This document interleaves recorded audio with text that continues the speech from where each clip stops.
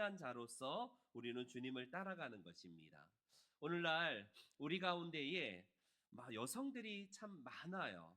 아시다시피 우리 기독교 인구 가운데에 여성들이 한 70%, 많게는 80%도 되기도 합니다. 이런 성비가 하나님 나라에서는 의미가 없지 않습니까? 뭐 천국에 가면 남성이 따로 있고 여성이 따로 있지는 않을 거예요. 그럼에도 불구하고 왜 기독교 인구는 여성이 이렇게 압도적으로 많을까? 우리 한국적인 현상만 그런 것이 아니라 세계적인 현상이고 2000년 전에 예수님 주변에도 그러하다라는 사실을 우리는 볼 수가 있습니다. 물론 예수님의 12제자는 전부 100% 남성이었어요.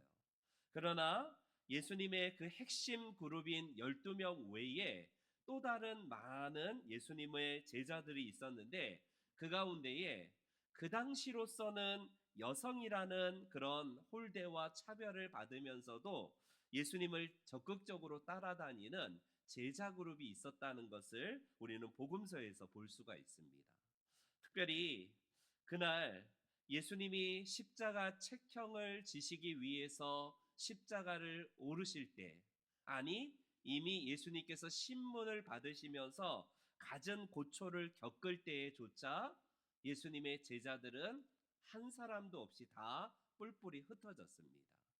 그리고 십자가까지도 결국 끝까지 예수님을 따라다녔던 그들의 일부들이 남성이 아니라 여성들이었고, 특별히 오늘 부활절 새벽에 그 모든 공포와 그 모든 두려움을 극복하기 위해서 그들은요, 어떤 선택을 하고 있습니까? 무덤이라는 이 무시무시한 현장으로 그녀들의 발길은 하고 있었다라는 사실입니다. 무덤 하니까 우리 마치 무슨 전설의 고향이라는 그런 무대에서 귀신이 나올 것에 대한 두려움이 아니에요. 그런 두려움은 절대 없습니다. 뭐 귀신이 나와서 혹시 나타나면 어떨까 이런 공포가 아닙니다. 그 당시에 공포는 무엇이냐면 바로 십자가 뒤를 이어서 바로 그 로마의 병정들에 의해서 굳게 막혀져 버린 이 무덤을 지키는 로마 병정의 정권의 이 바로 당국의 어마어마한 권력에 대한 공포입니다. 지금도 가끔씩 북한의 정권이 김정은을 비롯해서 3대 세습자들이 어떤 일을 벌입니까?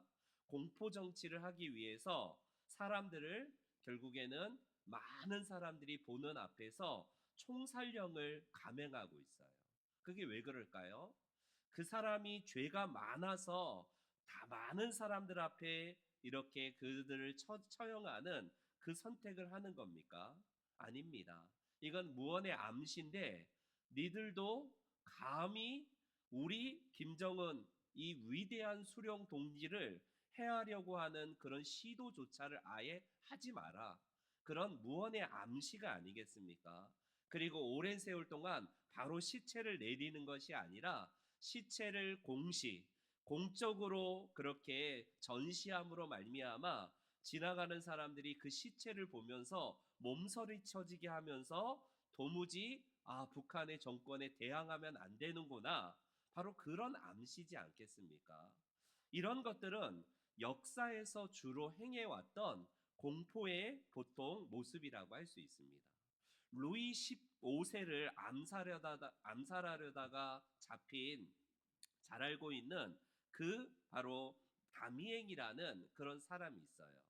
그 왕을 시해하려고 했다라는 그래서 사전에 발각되어서 어떻습니까?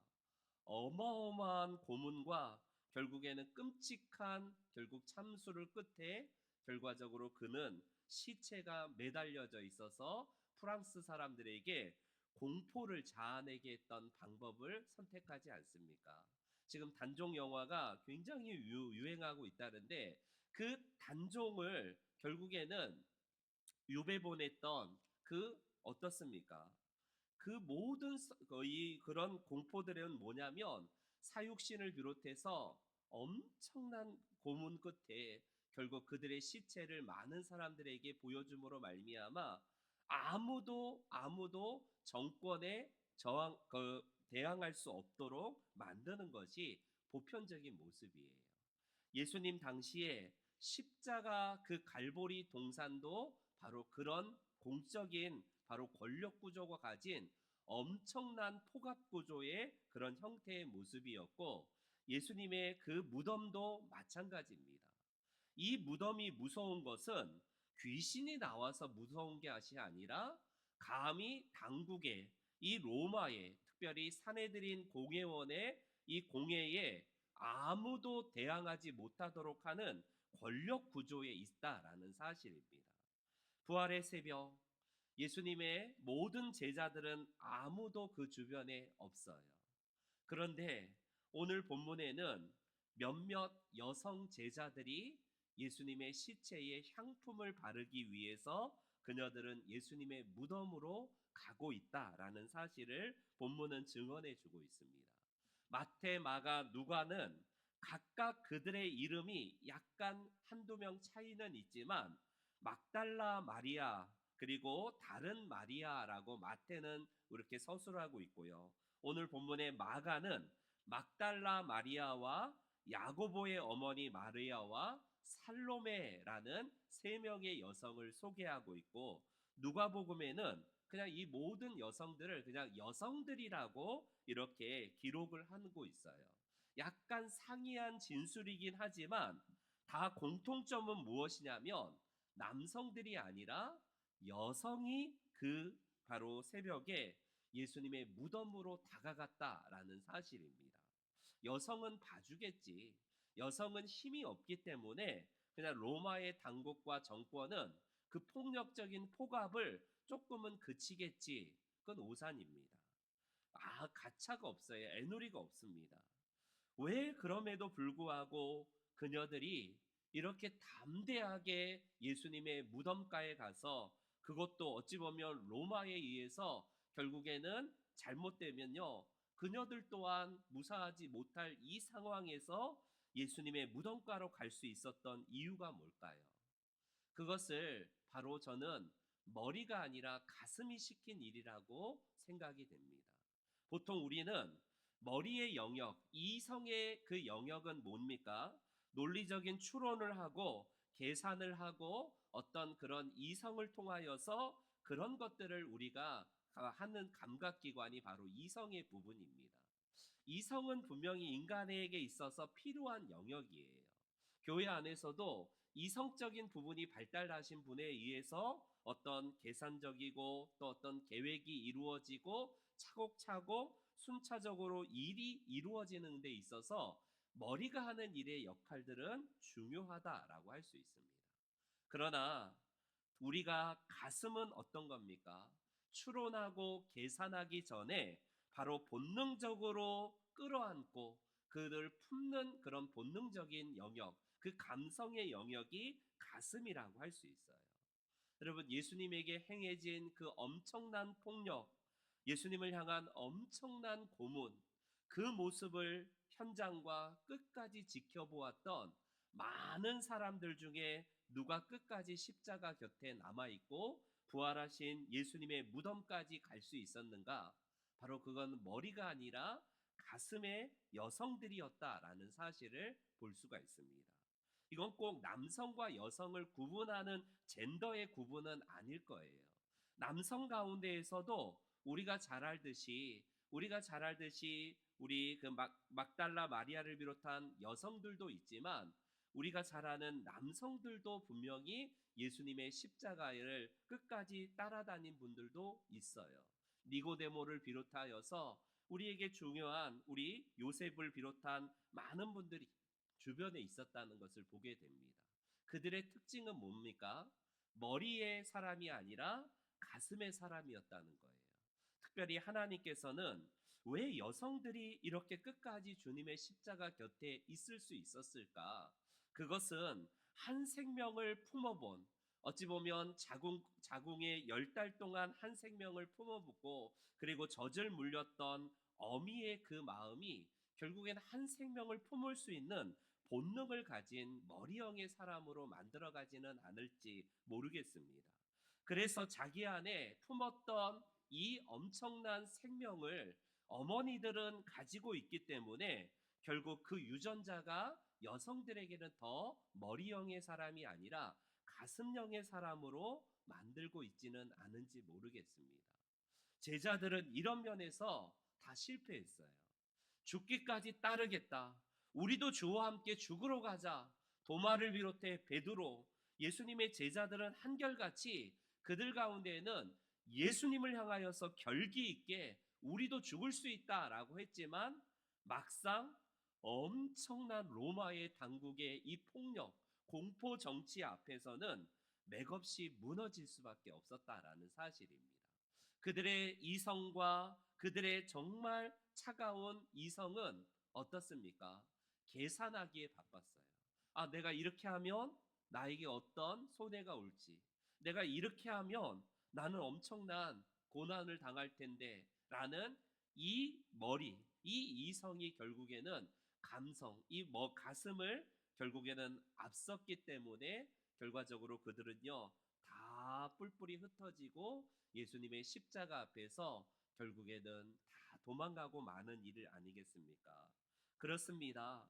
바로 예수님의 주변에 남은 사람들은 머리형의 사람이 아니라 가슴의 사람들이 남아있다라는 사실을 볼 수가 있어요. 그래서 이런 여인들은요, 예수님에게 다가갈 때에 결국에는 머리가 시킨 일이 아니라 가슴이 시켜서 이 일을 정말 감당하고 있었다라는 사실입니다. 그녀들이 그 새벽에 예수님의 시체에 향품을 바르기 위해서 갔던 일도 결국에는 머리가 아니라 가슴이 시킨 일이다라는 사실을 볼 수가 있어요. 두려움과 우리가 모든 절망과 모든 아픔을 이기는 힘은 무엇이냐면 우리들의 머리가 아니라 우리의 가슴이라고 할 수가 있습니다. 가슴은 하나님의 음성이 공명하는 일종의 악기의 역할을 하는 거예요. 우리가 머리는 하나님의 음성이 우리의 냉철하게 분석하고 그것을 이해하는 수단같이 보이지만 머리가 아니라 가슴 속에 늘 하나님의 말씀이 공명이 되어서 울리는 기관은 바로 우리들의 가슴이라고 할 수 있습니다. 그렇기 때문에 우리에게 있어서 이 부조리한 세상을 이길 수 있는 힘은 어디에서 나오느냐? 바로 하나님의 말씀을 수납하고 그 한 생명을 우리가 같이 함께 공감할 수 있는 생명력, 그 인간성에서 나오고 있다라는 사실입니다. 오늘 잠자는 자들의 우리가 첫 열매로 예수님께서 가장 처음으로 부활하셔서 우리 가운데 부활의 선물을 주시기 위해서 오늘 부활하신 분이 바로 우리 예수님 아니십니까? 저는 우리 하나님이 남성으로 생각하시는 분들이 의외로 많더라고요. 물론 우리 예수님께서 하나님 아버지라고 하니까 남성의 어떤 전형적인 모습을 상상하기 쉬운데 우리 사실 하나님은 남성이냐 여성이냐 그런 것이 아니라 영이시지 않습니까? 대신 어떤 남성이라고 전형적으로 불려지긴 하지만 그분은 바로 우리들의 아버지, 즉 우리들의 존재의 근원이라고 할 수 있는 분 아니겠어요? 그분을 향하여서 우리가 하나님 아버지라고 부르는데 성경에는 하나님의 모성성이 얼마나 많이 나오는지 모릅니다. 하나님은 머리로 계산하셔서 우리에게 예수님을 보내셨다면 절대로 안 보내셨을 거예요. 하나님도 예수님을 이 땅에 보내셔서 십자가를 통하여서 구원을 이루신 것도 머리가 아니라 가슴에서 시킨 하나님의 우리를 향한 사랑이지 않겠습니까? 그렇기 때문에 하나님은 바로 가슴 달린 하나님이시라고 할 수가 있습니다. 그분이야말로 정말 성경에서 어미의 그 마음으로 우리들에게 먹이시고 품으시고 끌어안으시고 공감하시고 이해하시고 배려하시는 모성성이 얼마나 많이 발현되신 분입니까? 예수님도 부활하신 다음에 제자들을 만난 그 디베랴 바닷가에서 갈릴리 바닷가에서 아침밥을 지어 놓고 실패한 제자들을 위해서 엄마의 마음으로 아침을 지어놓고 와서 정말 새벽 밤에 그리고 새벽까지 정말 고기를 잡기 위해서 노력했지만 헛수고로 돌아갔고 그 새벽에 얼마나 배가 고팠겠습니까? 그러나 예수님이 아침을 지어놓고 실패한 베드로와 그 제자들을 부르시면서 식탁의 자리로 초대하신 분이 우리 예수님이십니다. 오늘 이 새벽에 우리에게 가슴 달린 하나님의 그 마음이 우리 모든 성도님들의 마음 가운데 회복되기를 원합니다. 그리하여서 우리가 십자가뿐만 아니라 부활을 경험하고 그분 앞에서는 그날까지 늘 우리가 서로 함께 한 생명을 품는 머리가 아닌 가슴의 사람들이 다 되시기를 주의 이름으로 축원합니다. 아멘, 아멘. 오늘 새벽 이 예배 이후에는 우리가 함께